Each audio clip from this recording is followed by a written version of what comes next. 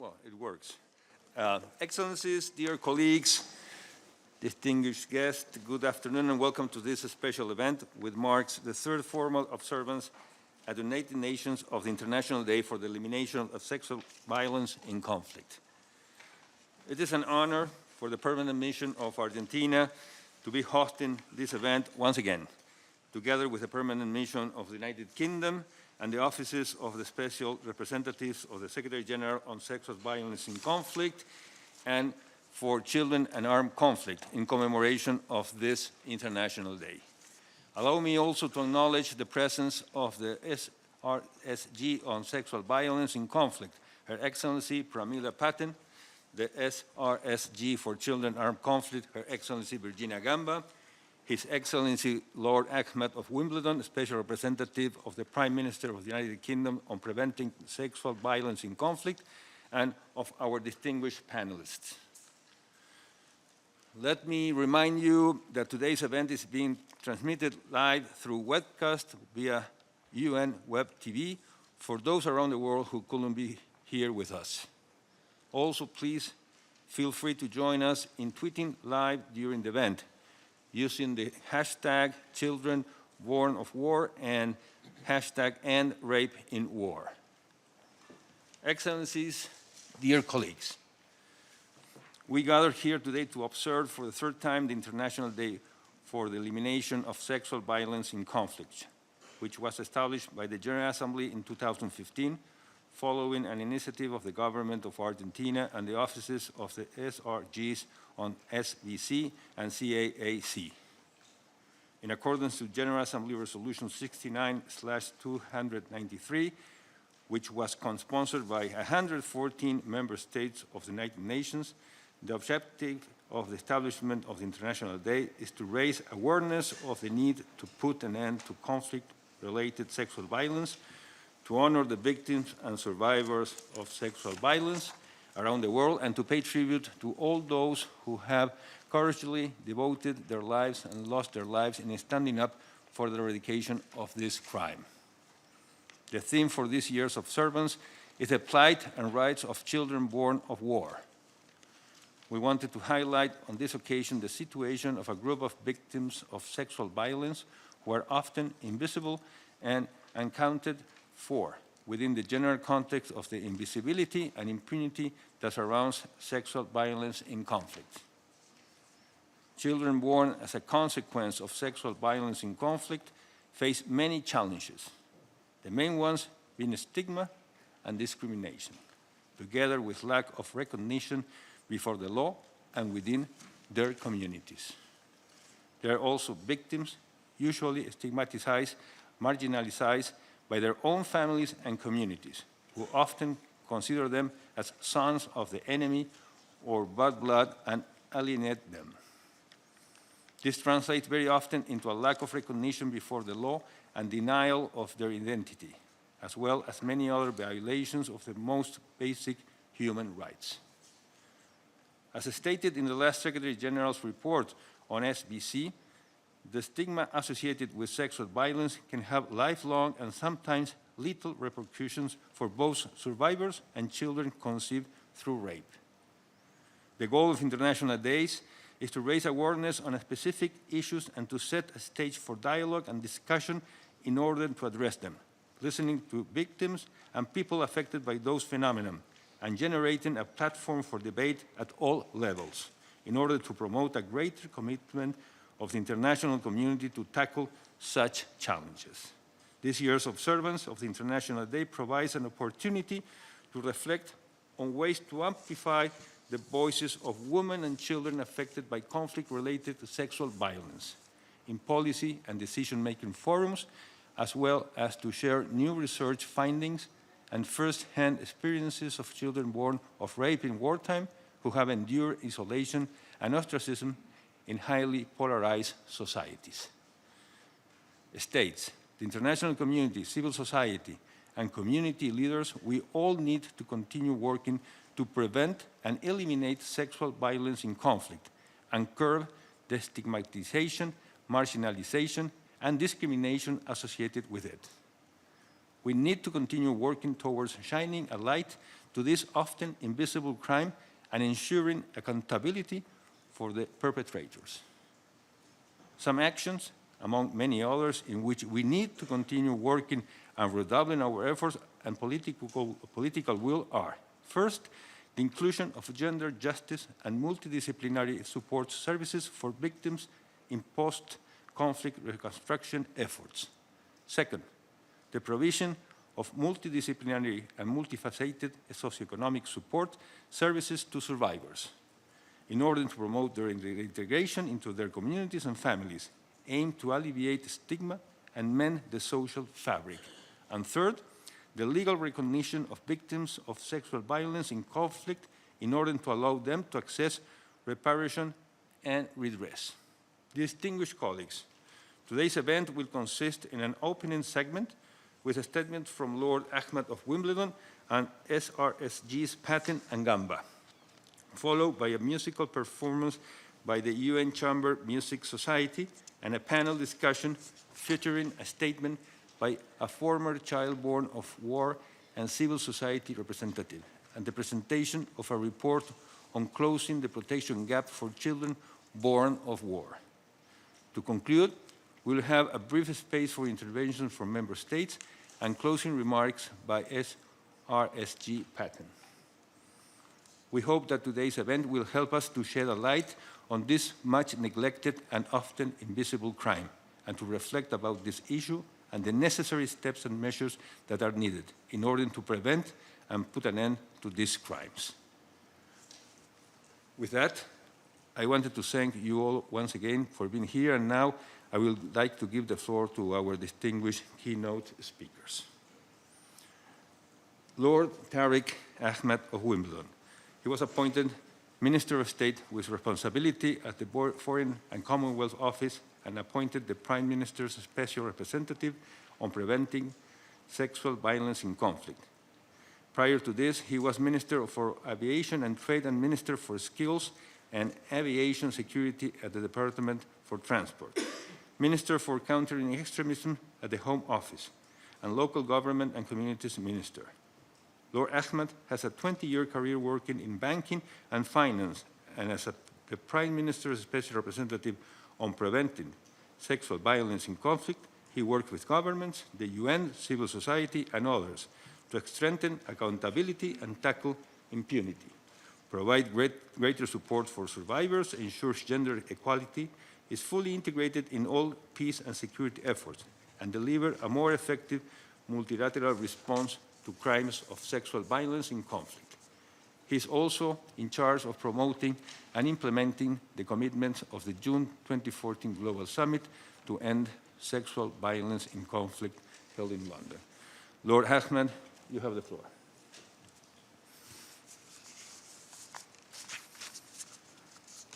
Thank you, Ambassador. Your Excellencies, ladies and gentlemen, good afternoon. Today we come together once again to shine a light on some of the darkest corners of human experience, to confront painful truths, and importantly, to inspire collaborative global action. Together, we have made real progress since the time that the UK launched our campaign to prevent sexual violence in conflict in 2012. The campaign itself across the world has raised awareness of the horror and scale of sexual violence, as well as the need to tackle accountability, to ensure victim support, and to take action to tackle stigma. The vital need for accountability for survivors of sexual violence was certainly brought home to me when I met directly the victims in Iraq, particularly from the Yazidi community, in February of this year, together with Pramila Patten from the UN. And together we heard some of the horrific abuse directly from these incredible, courageous survivors who had suffered at the hands of that despicable organization, Daesh. The UK has actively supported work in all these areas, and we know that this assistance, together with other nations and the United Nations, has had a real impact. If I may, on what is a very challenging subject, what is an issue which contains some of the most horrific accounts that one can hear, there has been some real positive progress. For example, it has enabled 13 trials of alleged abusers to take place in the Democratic Republic of Congo and Bosnia and Herzegovina, leading to 24 convictions and judicial reparations for more than 200 survivors. We have also funded groundbreaking research to improve global understanding of sexual violence-related issues, to inform policy making, and to provide guidance to those working in this field. Our collaboration with experts and academics continues, and therefore I'm delighted to launch a report co-funded by the UK government and the London School of Economics, worldwide renowned Centre for Women, Peace and Security. It was commissioned to draw attention to a particular group of victims, children born of sexual violence in war. This report was written by Joanne Neenan, who joins us here today, a human rights lawyer and research fellow at the LSE. Joanne is with us today and will be speaking about her work in a moment. But I would like to take this opportunity to offer our government's thanks and my personal thanks to you, Joanne, for producing such a thorough piece of research.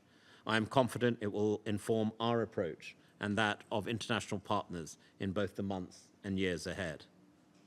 Ladies and gentlemen, this report builds on the UK-led principles for global action that I launched with Pramila last year during the UN General Assembly.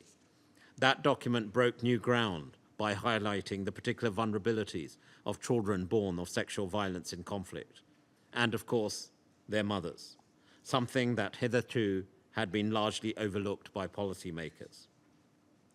I recognize that this is a particularly difficult subject for many to talk about, but I want to stress how important it is that we resist the understandable temptation to resort to euphemisms. Joanne's report makes the same point, and I would like to be clear that the term, and I quote, children born of sexual violence in conflicts, is not a euphemism. It covers all children born as a result of rape or sexual exploitation, including those conceived, and I would like to quote the report here directly, in coercive circumstances linked to conflict. Your Excellencies, ladies and gentlemen, a child born of sexual violence, and I speak as a parent, is like any other child. They have the same needs, but they also have the same rights, and we must ensure those rights are protected. And like any other child, the circumstances of their birth are not of their making. They are as much victims of those crimes as their mothers. Yet, as Joanne's excellent report shows, it is these innocent children, through no fault of their own, who suffer not just discrimination, but most extreme forms of stigma, often by the communities, the families that they belong to. They are shunned, excluded from school, denied medical treatment, subjected to physical violence and worse. And it is their stigma that can be exacerbated by insensitive reporting in the press and harmful social views propagated amongst different faith communities. Their identity and sense of self are called into question because they are seen as a physical reminder of the enemy. Often their very survival is at risk due to the incidents of taking their innocent lives at birth. When you consider these children, some who have now reached adulthood, they've gone through their whole lives suffering from that stigma, suffering from that discrimination, suffering from that persecution against a backdrop of conflict and indeed post-conflict instability. It is clear that their chances of fulfilling any kind of aspiration or ambition are not just reduced, sometimes they're totally eradicated. Joanne's report shows that we as policymakers are not sufficiently focused on their plight as part of our overall approach to sexual violence in conflict. As I said, I visited Iraq recently, And in that challenging situation, I did see positive examples. The declaration of support for sexual violence survivors, issued by the Yazidi spiritual leader, Baba Sheikh, enabled many women and girls to return safely from captivity to their own homes, to their communities, to be embraced by their families. And also, most recently, I welcome the Secretary General, the UN Secretary General's appointment of Karim Khan as the head of the investigative team tasked with investigating Daesh crimes in Iraq, including acts of terrorism, violence, and armed conflict. Currently, the needs of children born of sexual violence are not sufficiently taken into account when decisions are made about who should receive aid, psychosocial support, or help to integrate into their community.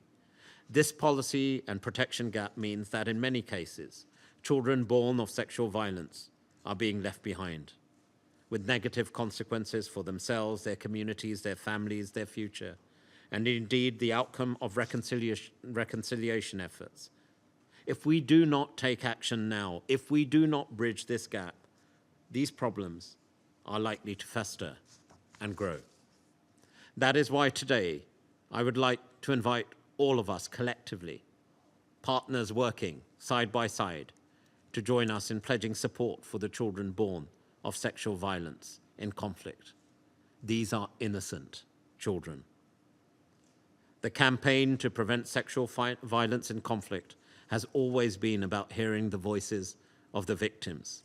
These victims who become brave survivors, and as we will hear later today, become the most powerful advocates. If their voices are not heard, they remain what is termed often as the silent many.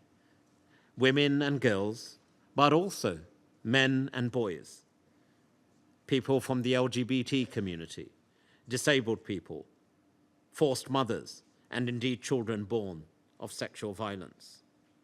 And a personal reflection of my visit to Iraq, when I heard those heinous crimes committed against mothers, what they had to go through, what they had to endure and confront in terms of the atrocities committed by Daesh.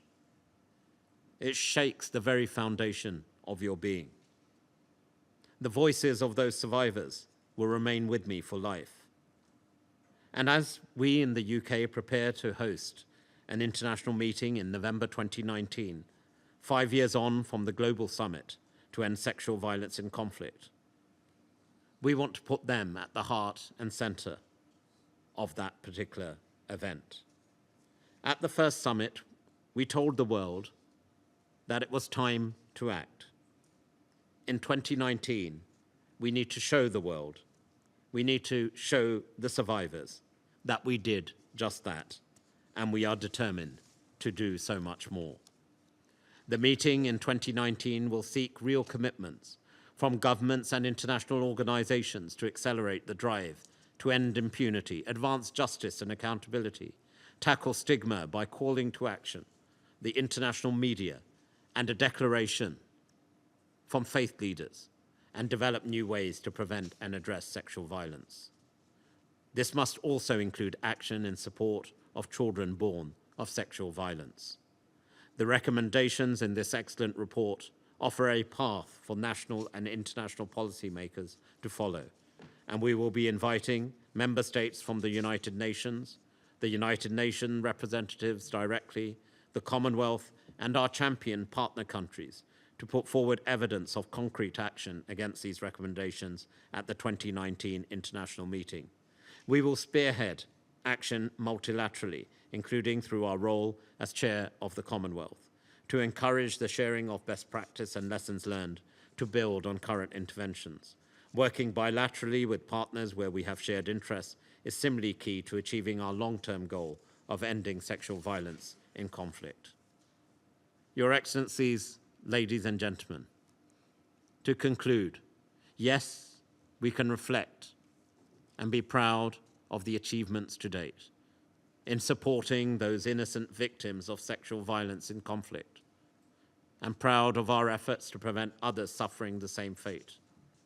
But, honestly speaking, truthfully speaking, And speaking from the heart, we all know that we have only skimmed the surface.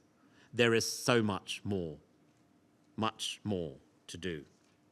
And therefore, on this day, here in the United Nations, as we mark this important day for the elimination of sexual violence in conflict, let us all again come together and pledge not just to redouble our efforts, but to maximize our efforts, to support all survivors, these brave survivors.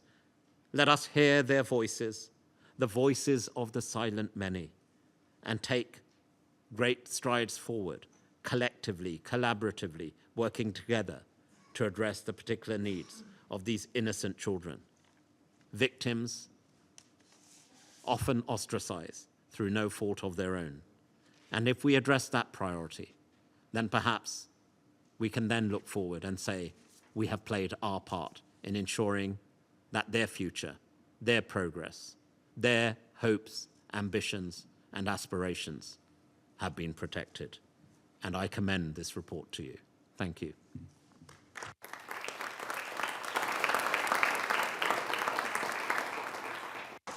Thank you very much, Laura Ahmed, for your remarks. And it is now my pleasure to give the floor to the Special Representative of the Secretary General on Sexual Violence in Conflict, Under Secretary General Pramila Patten. Prior to this appointment and since 2003, Mrs. Patten served as a member of the Committee on the Elimination of All Forms of Discrimination Against Women, CEDAW. She has been a member of several high-level panels and projects, including the High-Level Advisory Group for the Global Study on Implementation of Security Council Resolution 1325 on Women, Peace, and Security. A national of Mauritius, she has been a practicing lawyer since 1982, and she also served as an advisor in the Ministry of Women's Rights, Child Development, and Family Welfare of Mauritius from 2000 to 2004. Mrs. Patten, you have the floor. Thank you, Excellency.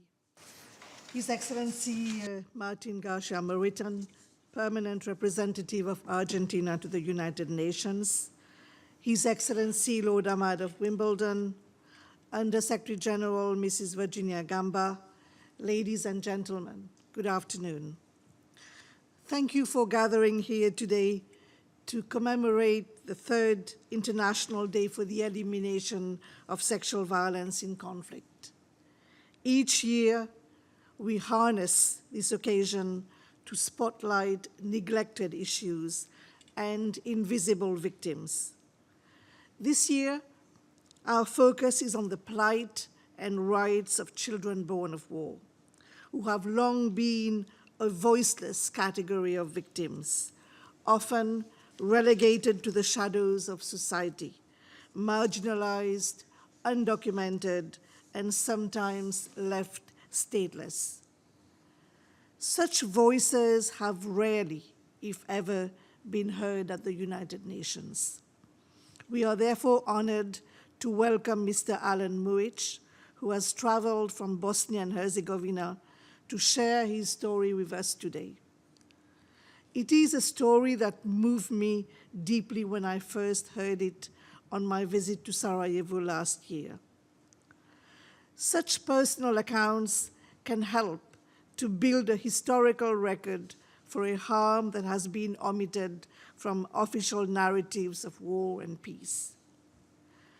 The International Day is also an opportunity to help bridge the academic policy gap to ensure evidence-based responses.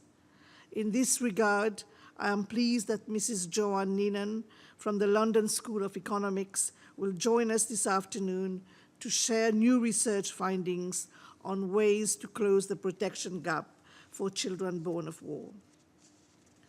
For millennia, women and children have been deliberately targeted in wartime, as women are considered the custodians and propagators of ethnic identity, while children are seen as the future of their group. Shockingly, these tactics continue to be used in contemporary conflicts on a widespread and systematic scale. While data is extremely limited, We know that up to 8,000 children are estimated to have been born as a result of wartime rape in northern Uganda alone. This is by no means unique to the Ugandan conflict, but is a pattern that traverses all cultures and continents, regions and religions throughout the long sweep of history as part of the legacy of war. Children born of wartime rape are today living in settings such as Bosnia and Herzegovina, the DRC, Rwanda, Kenya, Colombia, Nigeria, Mali, Libya, Syria, Iraq, Sierra Leone, and no doubt in the Rohingya camps in Cox's Bazar, Bangladesh.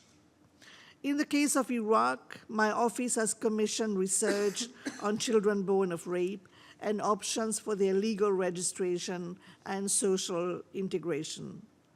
Moreover, the joint communique we signed with the government of Iraq mentions the precarious situation of children born of wartime rape and the importance of upholding their rights and meeting their needs. Likewise, in the case of Myanmar, we are in dialogue with the government, including on measures to address the stigma suffered by sexual violence survivors and their children. Although rape is profoundly traumatic for both individuals and communities as a whole, little attention has been paid to the lives of children born from it. The fate of such children is often inextricably linked to that of their mothers. The well-being and acceptance of the mother within the family and community is critical to the welfare of the child. Along with their mothers, these children too often face significant challenges to accessing services and support. Due to the deep social stigma, the issue is chronically underreported and as a result, under-resourced and rarely addressed. Children born of sexual violence suffer as a result of their mother's own stigmatization, social exclusion, and discrimination. They are at risk of infanticide, abuse, abandonment, rejection, marginalization, and severe human rights violations. It is often rightly said that for women and children, war is not over when it's over. After everything they have endured, many survivors of armed groups such as LRA, ISIL, Boko Haram, Al-Shabaab, and others face the additional heartbreak of being shunned by their own community. While rape is the action of the perpetrator, stigma is the reaction of society. Those who inflict stigma are not the enemy. They are often members of the victim's family who have come to view them as affiliates of the enemy.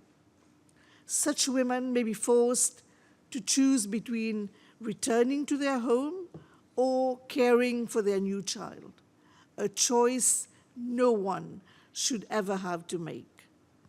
Children born of rape face immense social stigma and are often ostracized by families and communities. They are sometimes viewed as bad blood, both a painful memory of the past and a threat to the community's future. It is as if they are born guilty, tainted by their father's crime.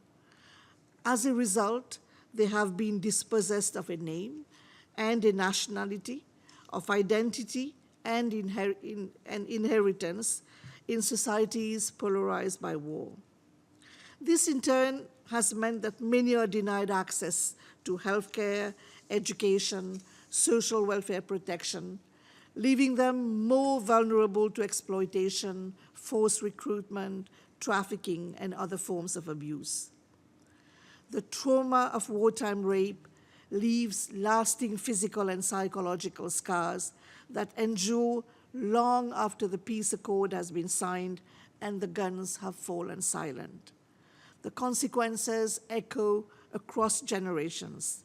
They live on most tangibly in the children born of war, who are often abandoned and orphaned as the living, breathing reminders of brutality.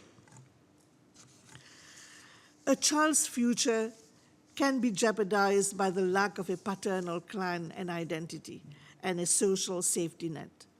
Without this, they risk being excluded from land ownership, which is not only a vital economic resource, but also a symbol of rootedness and belonging. The result is to disrupt and fragment the social structure across generations by reducing their prospects for marriage and for raising a family of their own.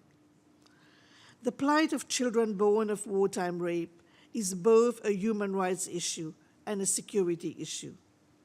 It demands a survivor-centered rights-based response that includes efforts to restore peace and the rule of law. Justice for these crimes is critical. It tells the community that what happened was not the victim's fault. For most war crimes, this would seem self-evident, but sexual violence is the only crime that stigmatizes the victim rather than the perpetrator. Formal accountability can lift this stigma and shift it back to the accused, not only in the eyes of the law, but in the eyes of the local community as well. Yet, while accountability should be the rule, it remains the rare exception. Even more rare is the recognition of children conceived through rape as victims before the law. Colombia is the only country that grants such children official recognition as war victims in their own right. It is important to recall that the 2014 guidance note of the Secretary General on reparations for conflict-related sexual violence defines the crime broadly to encompass affected family members, including children born as a result of pregnancy from rape. This guidance should be followed at the national level as a best practice. In countries where women are denied the right to confer their nationality upon their children, the latter can be relegated to a legal limbo. Lack of formal citizenship can have long-term economic impact if children are denied access to medical care, education, or other social benefits. Statelessness also impairs their freedom of movement, ability to receive asylum, chances of being formally adopted, and their vulnerability to trafficking. The Convention on the Elimination of All Forms of Discrimination Against Women gives women the right to transmit their nationality to their children. This right must be respected even in the midst of war. After all, human rights don't end when wars begin, and displacement does not displace basic human rights and aspirations. Without targeted support, mothers and their children born of sexual violence are set on a trajectory of poverty, discrimination, violence, and mounting obstacles to living a life of dignity in which their rights are respected. It must therefore be recognized once and for all that these children are not just the consequence of a human right violation. They are the holders of human rights themselves. Children born as a result of war are entitled to the same rights as any other children outlined in the Convention on the Rights of the Child. This includes the right to identity documents and services in a way that does not further isolate or ostracize them. The rights, needs, and vulnerabilities of these children require specific understanding, attention, and approaches that are both linked with those of the mother, where appropriate, as well as tailored to the individual rights and needs of each boy or girl. This is an emergency because lives are at stake. Stigma can not only scar, it can kill. In the absence of policies or institutional mechanisms that allow children born as a result of rape to integrate into the social fabric, an entire generation of children will be considered outcast and forced to live on the margins of society. Children born of wartime rape constitute an understudied and underserved category of war victims. Though each child's story is different and their needs are unique, all face a range of potential barriers to the realization of their human rights. Assessing and addressing these barriers should be a priority for all of us. For my part, I remain hopeful because I believe that through the courage of young people like Alan, the silence around this issue is being broken, and the message is being conveyed that the existence of these children is not a taboo topic. Similarly, academic research like Joanne's work can play a pivotal role in shaping government's policies on the protection of children born of rape. The visionary leadership of Argentina in designating the 19th of June the International Day for the Elimination of Sexual Violence in Conflict is yet another sign of enhanced political momentum. It provides an occasion for all of us to stand in solidarity with the survivors and their children born of rape and pay tribute to those working on the front lines to support them. Thank you.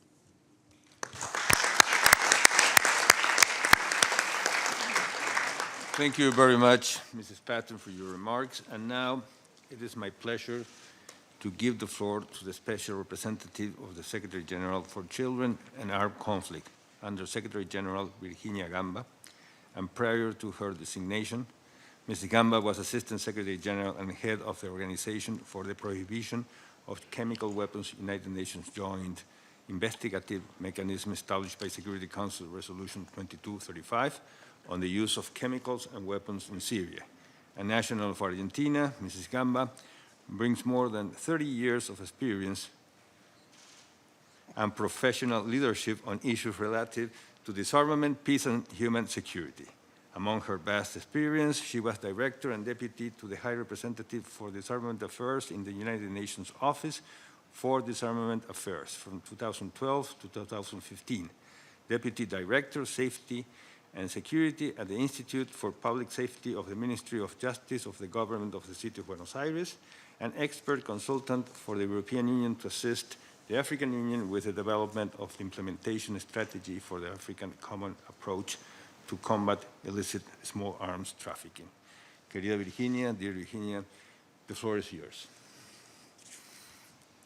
Your Excellency, Ambassador Martin Garcia Moritan, Your Excellency Lord Ahmed of Wimbledon, Your Excellency Under-Secretary General Mrs. Pramila Patten. Excellencies, ladies and gentlemen, I shall try to be brief. We have a lot to hear, as you can see. I am truly honored to share this commemoration with such distinguished panelists and in such an important date as is the 3rd International Day for the Elimination of Sexual Violence in Conflict.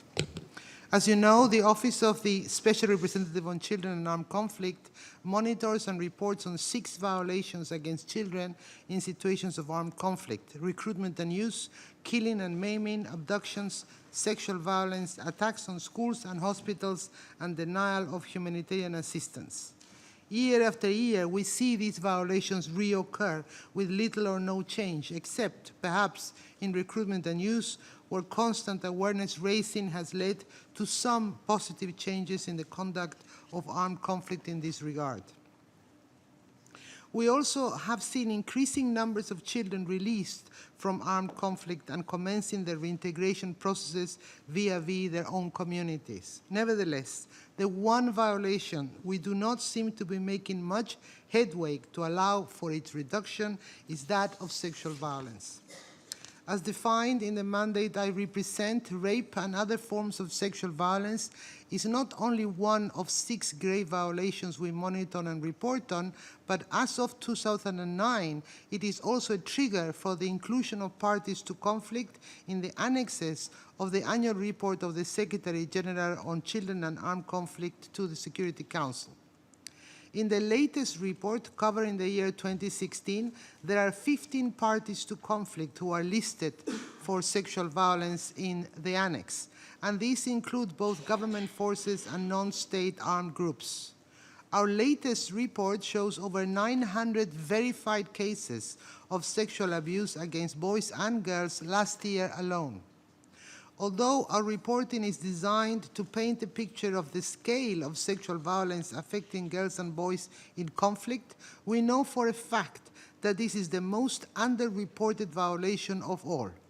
Thus, we are aware that there are many more cases than those we can verify and report on, because survivors often do not come forward even to avail themselves of possible assistance in their recovery and reintegration to society. Sexual violence, including rape, does not only affect girls. We do find many situations where boys are the primary victims of this violation. Even though girls are by far the primary victims of sexual abuse, including rape, it is important that all children that have suffered violations in times of armed conflict be considered as equal victims. Both boys and girls should receive equitable access to services, and all should be assisted in the recovery from such traumas. Excellencies, ladies and gentlemen, many of the girls forced into a life of violence through abduction and or recruitment and use have also been the victims of sexual abuse. Sexual abuse carries with it additional stigma that makes it very difficult for these children to be reintegrated to their communities and healed. It is often the case that girl victims of sexual abuse that have been recruited and used in armed conflict will prefer to self-demobilize rather than be part of traditional handover and release activities, even when they know that by doing so, they might not benefit from critical reintegration assistance. Therefore, the stigma associated to this violation is often greater than the need for recovery and reintegration. The stigma attached to survivors of sexual violence is so strong that many still do not dare talk about their experiences, let alone seek help, medical and psychological, to heal deep wounds. In children particularly, the stigma is so profound that they do not come forward when opportunities to be released materialize. In their mind, life back in their community, especially for those who have had children during their ordeal, is perceived as worse than remaining hidden with their captors or fending by themselves elsewhere. The harshness of this reality should make each one of us pause to fully consider the desperation behind such decisions. And that leads us to the theme of today's event, the fate of children born of war. The stigma attached to them and their mothers continues to be extremely difficult to overcome. Yet of all the taboos linked to sexual violence, this one is probably one of the most enduring. Children born of war have been labeled children of the enemy and or are seen as a continuing part of the violations endured by their mothers, who often are children themselves. These babies then are considered not just as an appendix of an enemy, but as part of a lifelong punishment to their mothers and their communities, and this must stop.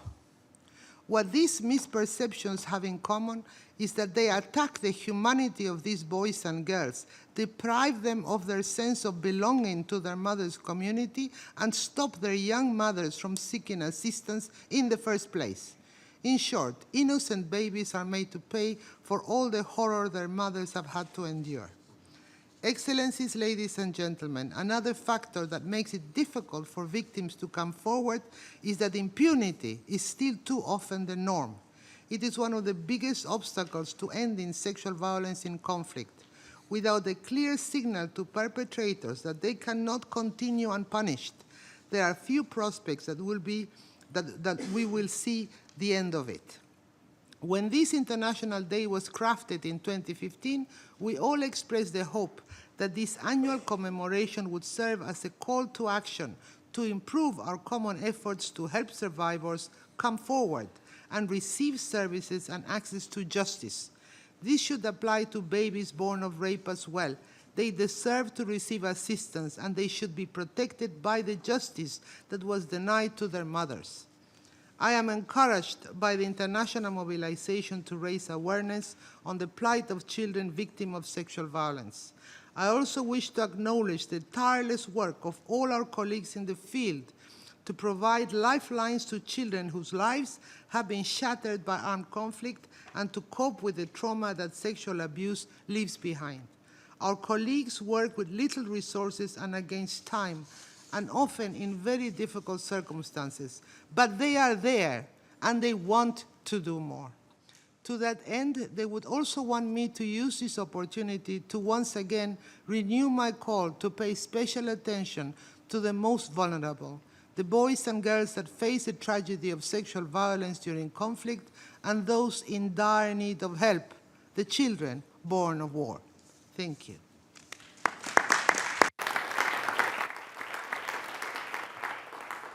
Thank you very much, Virginia.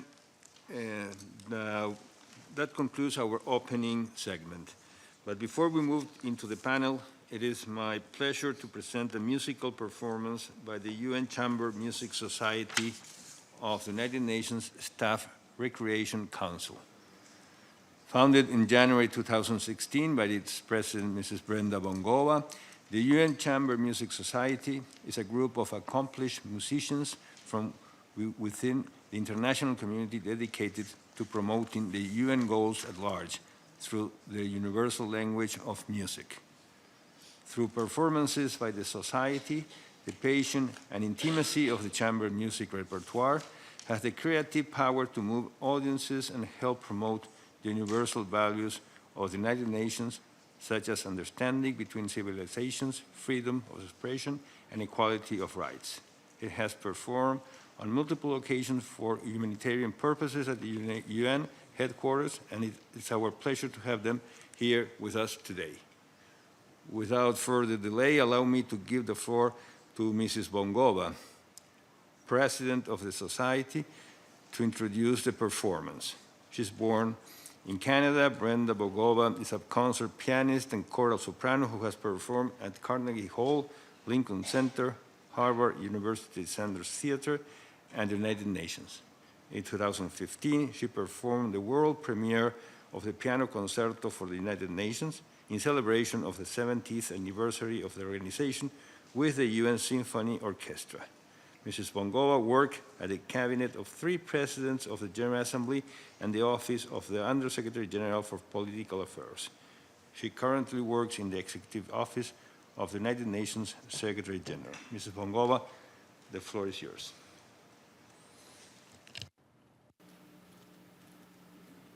Thank you, Excellency. Good afternoon, Excellencies, ladies and gentlemen. The UN Chamber Music Society is honored to be here this afternoon to commemorate the official observance of the International Day for the Elimination of Sexual Violence and Conflict. Music is the language of peace. It is universal and symbolizes equality, as it requires no translation and holds the power to encourage gender balance. Like the experiences of women in history of armed conflict and the countless children born of wartime rape, the voices of female composers throughout classical music history have been marginalized and silenced. For example, a lot of people are not aware that Wolfgang Amadeus Mozart's sister, Marianne Mozart, was an equally talented musician. However, due to societal views on women at the time, she was discouraged by her parents from showcasing her artistic talents and was simply left to stay at home. For centuries, there was a notion that women could only be talented in performing, however, never of mind, in other words, in music composing. There is evidence that Marianne Mozart composed beautifully, but sadly, none of her compositions have survived. As a result, unlike her brother, since her talent was not nurtured, she never made history as a classical musician. Conventional classical music history and current concert hall settings continue to be dominated by male composers, such as Bach, Beethoven, Mozart, to name a few.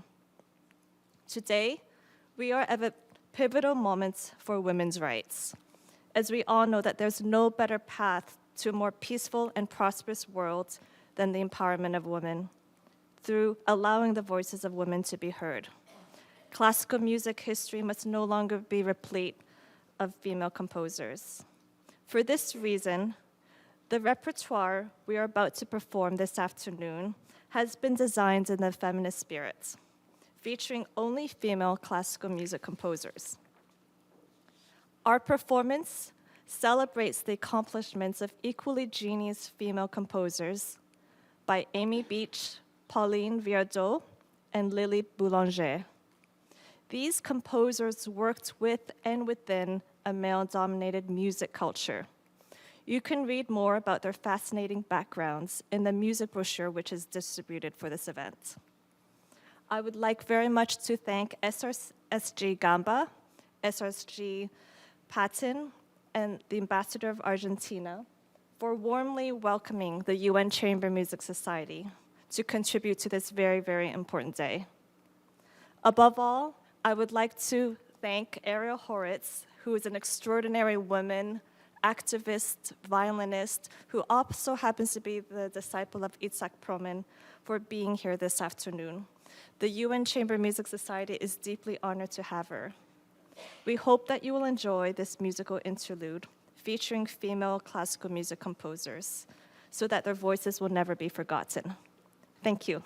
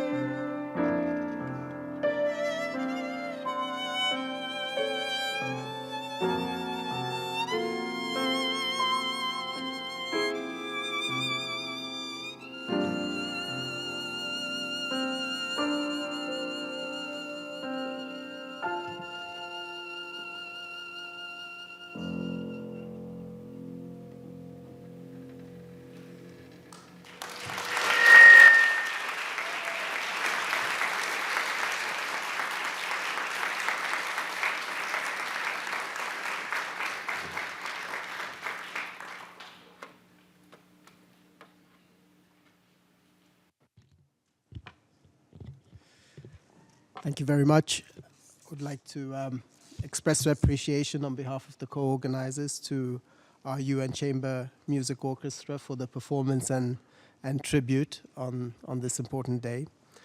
The Office of the Special Representative on Sexual Violence and Conflict is delighted to have been able to bring Alan Muhic from Bosnia and Herzegovina to give a face and a voice to this very important dimension of the sexual violence agenda that we are discussing today, children born of rape.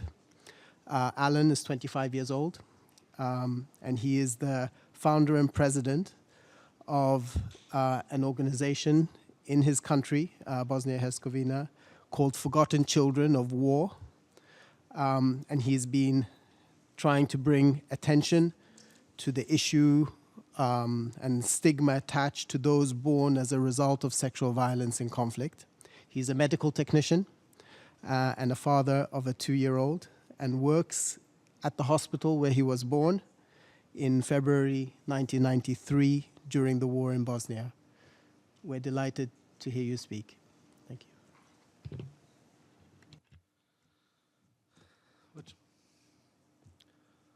Poštovani gosti, predstavnici UN organizacija, aktivisti za ženska ljudska prava, vaše ekscelencije, dame i gospodo. Prije svega, želim da se zahvalimo onim koji su me pozvali i omogućili mi da danas budem sa vama na ovom značajnom mjestu, a povodom Međunarodnog dana borbe protiv seksualnog nasilja i u ratu i konfliktima. Distinguished guests, representatives of UN organizations, women's and human rights activists, Your Excellencies, ladies and gentlemen. First and foremost, I would like to express my gratitude to those who invited me and facilitated my presence here today, to be with you in this important place on the occasion of the International Day for the Elimination of Sexual Violence in Conflict. Želio bih se zahvaliti Ujedinjenim nacijama i njihovim agencijama koje su radile na unapređenju prava žrtava seksualnog nasilja, posebno onim agencijama koje su mi omogućile da danas budem tu sa vama. Primarno UN fondu protiv seksualnog nasilja u konfliktu koji podržava žrtve seksualnog nasilja u Bosni i Hercegovini. I would like to thank the United Nations and its agencies that are working on improving the rights of victims of sexual violence, especially those agencies that help me to be with you, namely United Nations Action Against Sexual Violence in Conflict, which is supporting survivors of conflict-related sexual violence in Bosnia and Herzegovina. Također, želio bih izraziti posebnu zahvalnost Populacijskom fondu Ujedinjenih nacija za sav trud koji su uložili kako bi se poboljšao status žrtava seksualnog nasilja u Bosni i Hercegovini. Također, jedno veliko hvala gospođi Pramili Paten i njenom timu u kancelariji specijalne predstavnice generalnog sekretara UN-a za seksualno nasilje i konfliktu, te Lordu Ahmadu na pažnji koju vlada Velike Britanije posvećuje po ovom pitanju. I would like to express my special gratitude to the United Nations Population Fund for all the efforts they made to improve the status of the victim of sexual violence in war in Bosnia and Herzegovina. Also, a special thank you goes to Ms. Pramila Paten and her team in the Office of the Special Representative of the Secretary General on Sexual Violence in Conflict, as well as to Lord Ahmed for the attention paid by the UK government to this issue. Stojim ovdje pred vama ponosno. Ja sam svoju priču ispričao mnogo puta, ali se iskreno nadam da će s ovog puta, ovog značajnog mjesta, ona najdalje čuti i najozbiljnije shvatiti. Ovo nije samo moja priča. Ovo nisu samo moja bol i patnja. Ovo su bol i patnja i priča svih onih koji su na ovaj svijet došli onako kako sam ja došao. I stand here proudly in front of you. I recounted my story many times before, but I sincerely hope that this time, from this important place, it will have the farthest reach and will be taken most seriously. Because this is not just my story and my pain.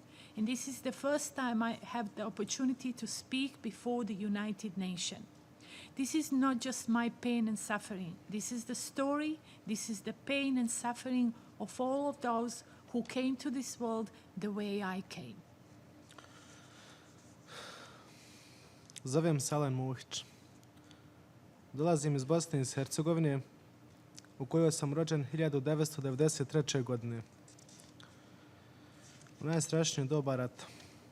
Moja majka me napustila kada sam imao 2 dana nakon mog rođenja i otišla za svojom srećom ili nesrećom. Moj biološki otac je čovjek koji je bio osuđen za ratni zločin, silovanja. Meni je osvojio domar koji je bio u bolnici u kojoj sam rođen. My name is Alen Muhić. I come from Bosnia and Herzegovina, where I was born in 1993 during the most terrible period of the war. My mother abandoned me 2 days following my birth, and she pursued her own life. My biological father is a man convicted of war crime for raping. I was adopted by the janitor of the hospital where I was born. Porodica Muhić. To su ljudi koji smo osvojili u najgore doba rata, kada nisu znali da li će dočekati jutro. Kada nije bilo vode, kada nije bilo struje, kada nije bilo ničega. Tada su imali 2 kćerke, osvojili su i mene. Dijete koje je bilo plod silovanja. To su ljudi koji su mi pružili bezuslovnu ljubav sve ove godine. Svih 25 godina. Ljudi koji su na mene gledaju od rođenja pa sve do danas kao na svoje rođeno dijete. Ovom prilikom želim da kažem da se nikada nisam osjećao usvojenim iako sam to znao. Pružili su mi sve onoliko koliko su imali mogućnost. Želim da im se zahvalim, posebno mami svojoj, koja je noći i noći provela plačući zbog saznanja da sam usvojen, a ja sam to znao. Ocu, koji se brinuo za mene, koji se brinuo o meni i osobi koja me voli svim svojim bićem. Hvala vam, roditelji moji, za mene se sav svijet. Ponosim se s vama. Znam da će doći vrijeme kada vas ne bude, ali tada nastaje dio mene. Family Muhić adopted me then, although they themselves were uncertain whether they will see the next morning come.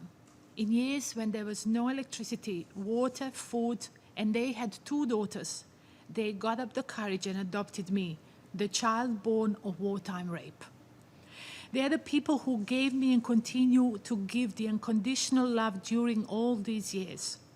During all the 25 years, people who treat me as if I'm their own flesh and blood. I never felt that I was adopted, though I knew it.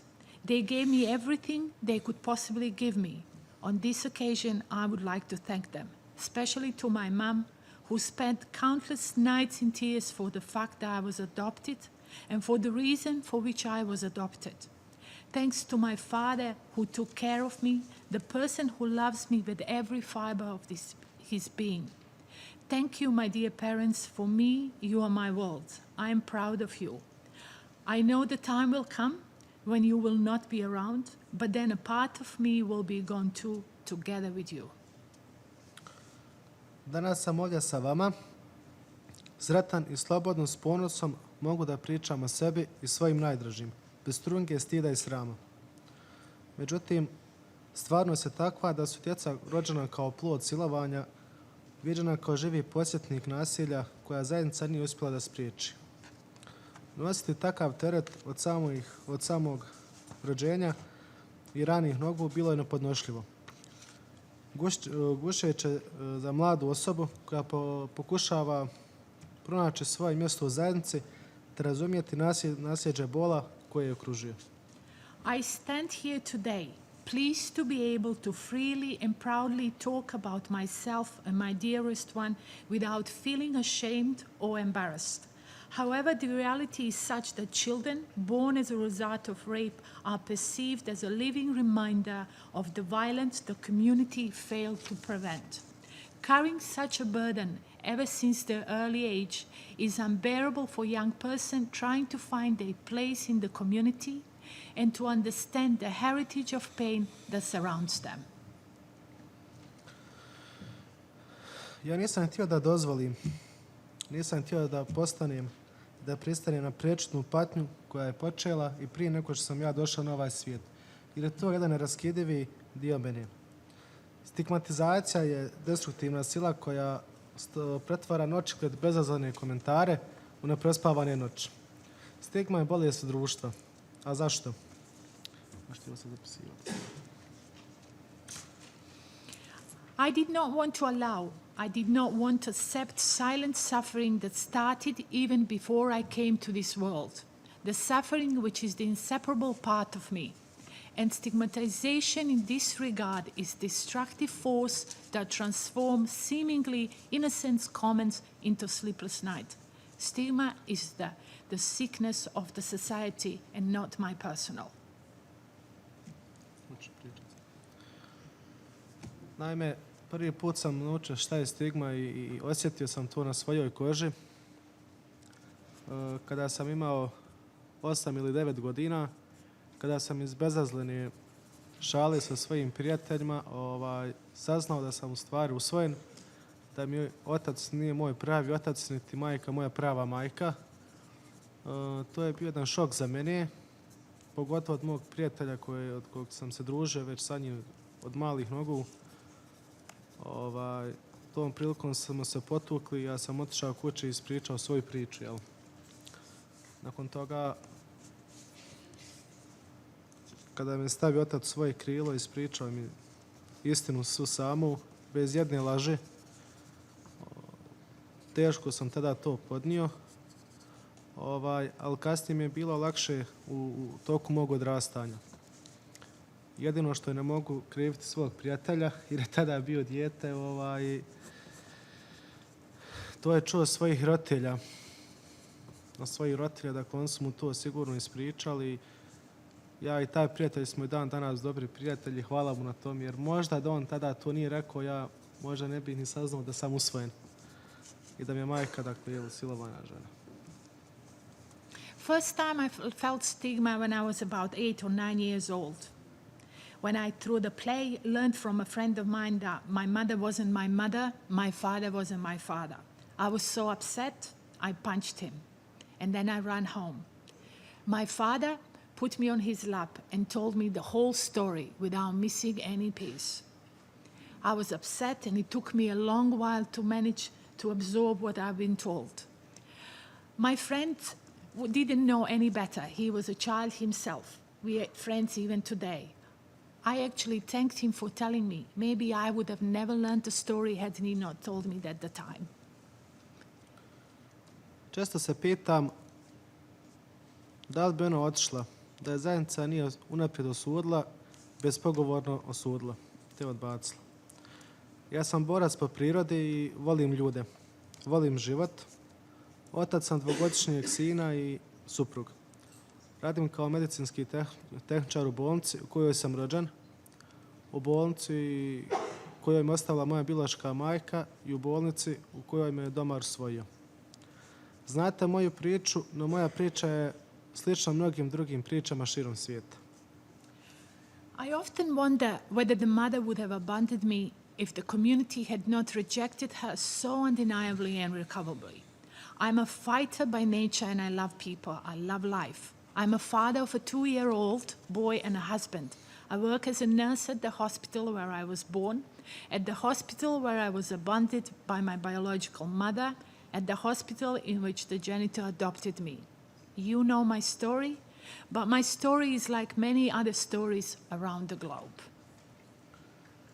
Jedino mi nije jasno da ovom je svijetu. Do čega se ne stigmatiziraju počinitelji ili posmatrači koji su puno gori od počinitelja. Zanima me da li je stigmatizacija zločin. Nebrojano je mnogo djece koje je prošlo kroz ovo sve. Živi na marginama društva bez bilo kojeg oblika podrške. Žene koje imaju djecu rođenu kao rezultat silovanja, suočavaju se sa vrlo teškim procesom oporavka, a njihova djeca prolaze težak put. Njima se mora pomoći. Potrebna je sistematska, održiva podrška u eliminisanju stigme usmjerene protiv njih u Bosni i Hercegovini, ali i u svakoj drugoj zajednici u kojoj se suočavamo s ovim problemom. The one thing that interests me and I wonder is stigma crime. Why are perpetrators and the observers not stigmatized? Countless children have gone through all this. They live on the margins of society without any form of support. Women with children born as a result of rape are facing a very difficult recovery process, and their children are treading a tricky path. They have to be helped. A systematic, sustainable support is needed in Bosnia and Herzegovina to eliminate the stigma against them, but also in any other community that is facing this problem. Aktivista sam i predsjednik Skupštine Udruženja zaboravljena djeca rata.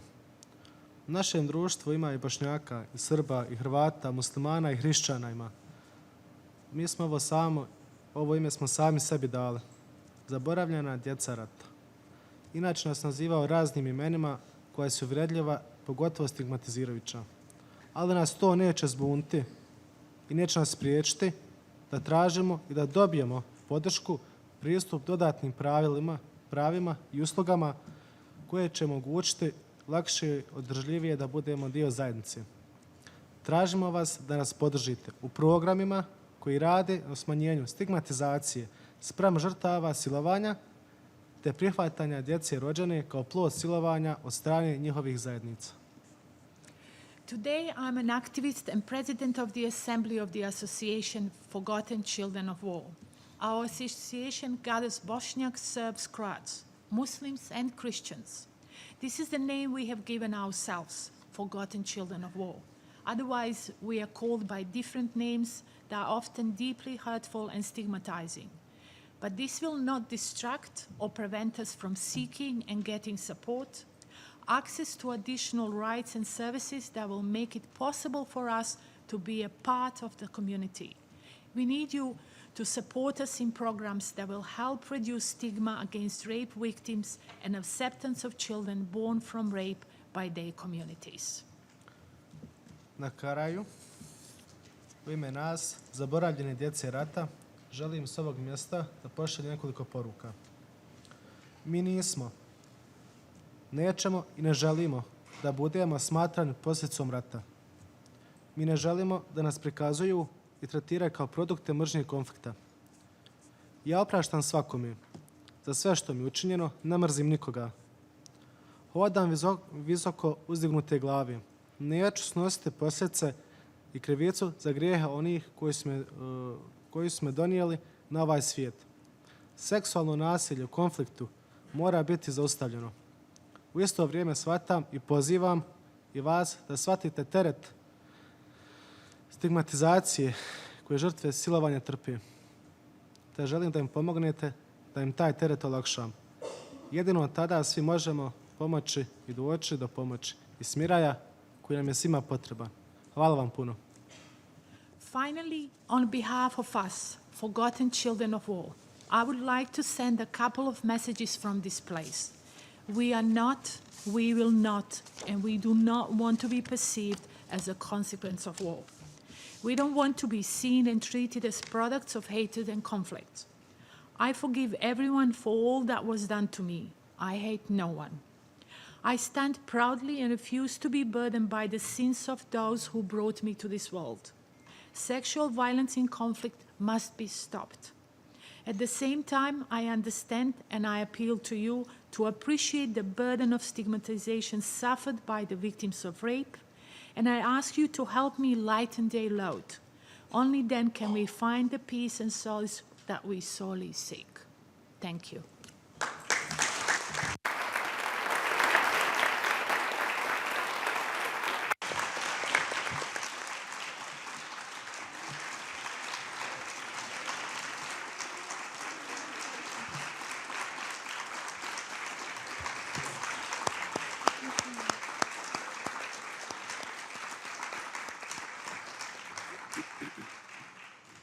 Thank you so much, Alan. We are grateful and humbled by your determination and courage to put a voice and a face to this hidden dimension of the conflict-related sexual violence agenda. I'm also delighted to welcome a colleague, and perhaps I can say a co-conspirator on this agenda of many years, Joanne Neenan, from her time as part of the UK mission to the UN. She has now taken a sabbatical from the Foreign and Commonwealth Office and is working as a research fellow at the London School of Economics, the Centre for Women, Peace and Security. And amongst her contributions is a very important report referred by Lord Ahmad in his presentation called Closing the Protection Gap for Children Born of War. Delighted to welcome Joanne to present some of the findings of this report. Thank you so much. Good afternoon, everyone, distinguished colleagues.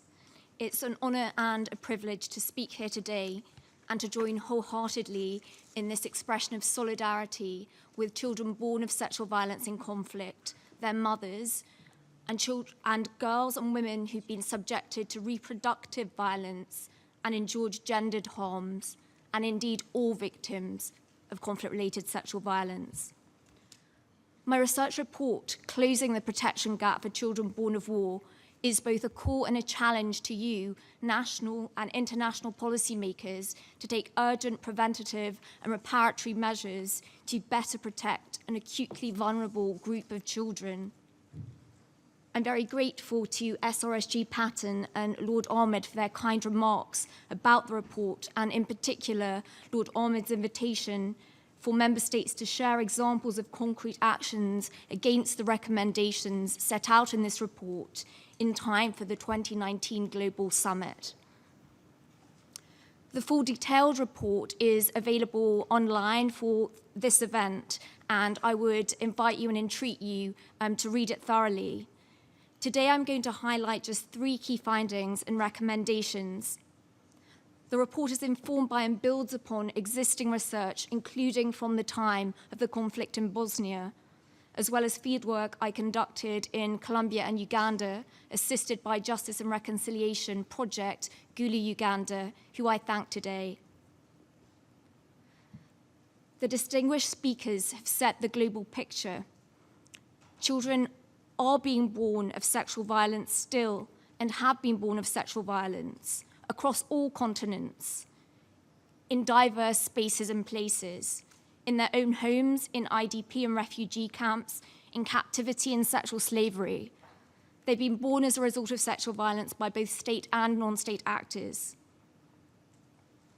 Due to insufficient policy attention, we don't know the full dimensions of the layered protection gap, but we do know enough to act.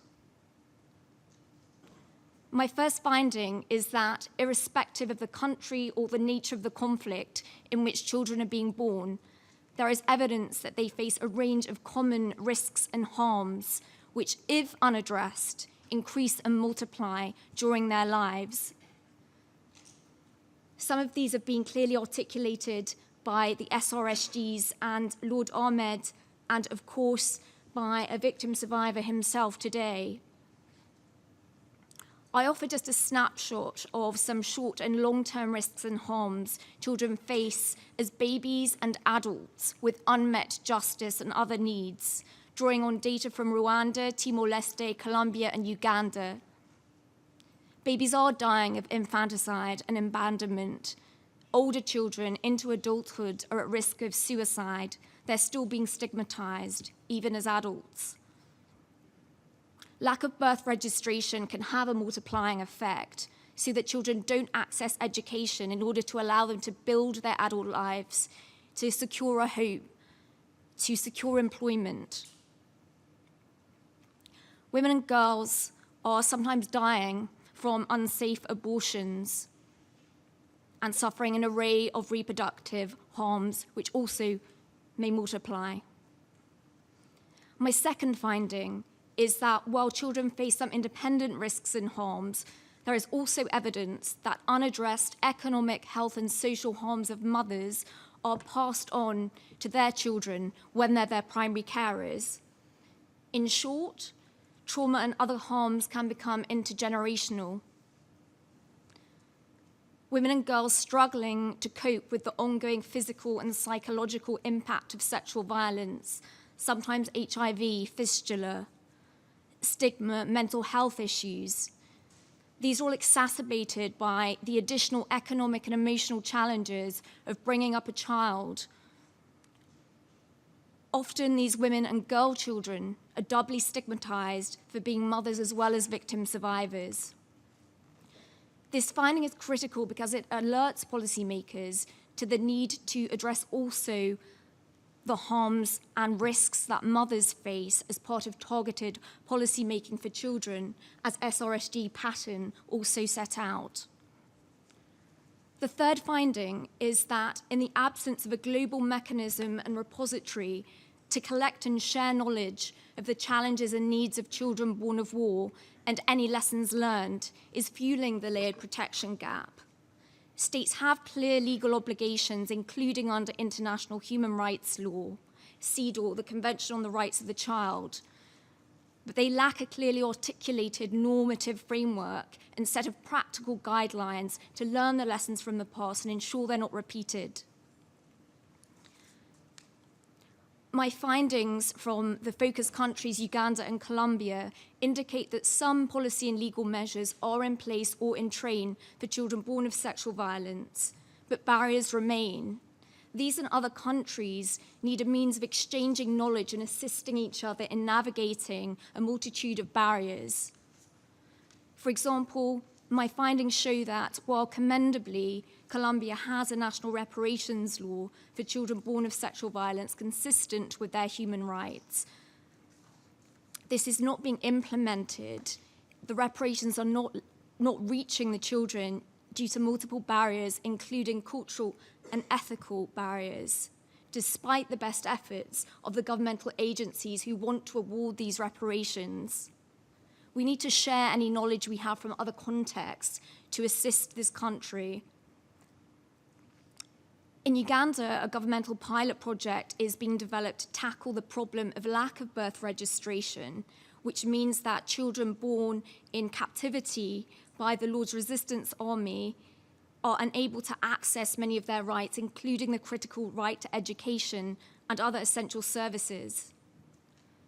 Uganda is aware of the challenge of statelessness that afflicts children born within LRA activity across the Great Lakes region. Indeed, my understanding is that political conversations have started at a regional level,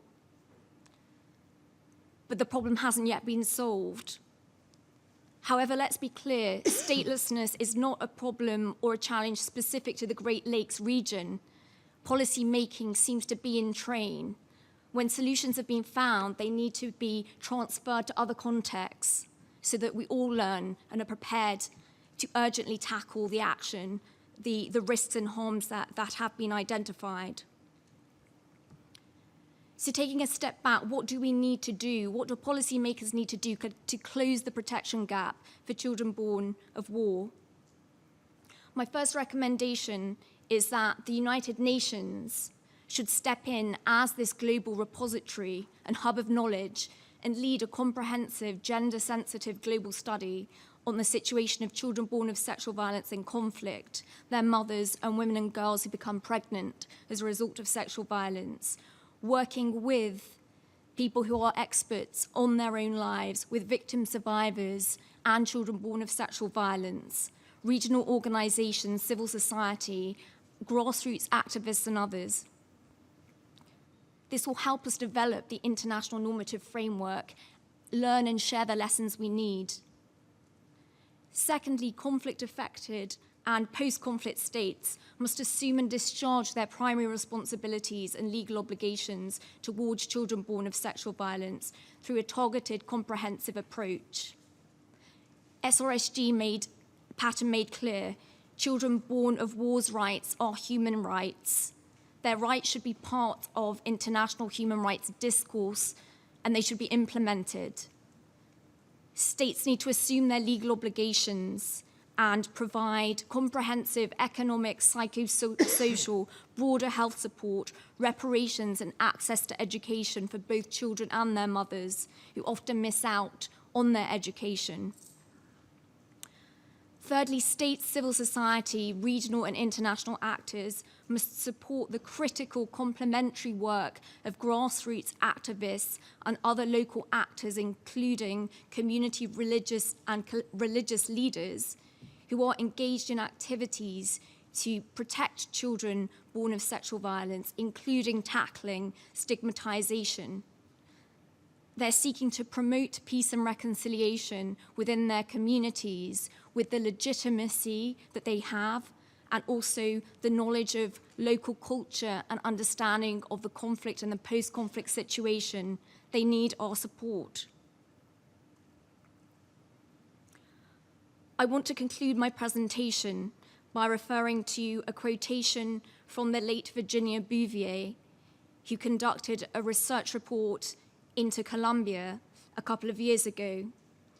She said there is a tremendous knowledge gap surrounding the issue of children born of conflict-related sexual violence, and even less public policy to address the needs of these children. This statement has broader application than Colombia.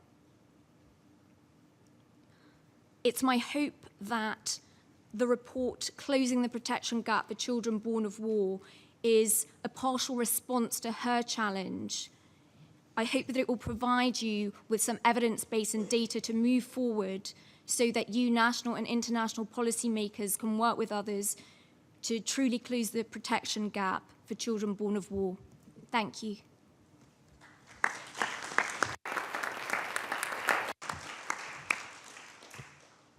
Thank you so much, Joanne, for your recommendations, which are well received and well noted. I would like to invite a number of delegations inscribed on the speakers list to make some short remarks of 2 to 3 minutes. Inscribed on the list are the distinguished permanent representative of Colombia, the distinguished deputy permanent representative of Japan, distinguished representatives of Bangladesh and Uruguay.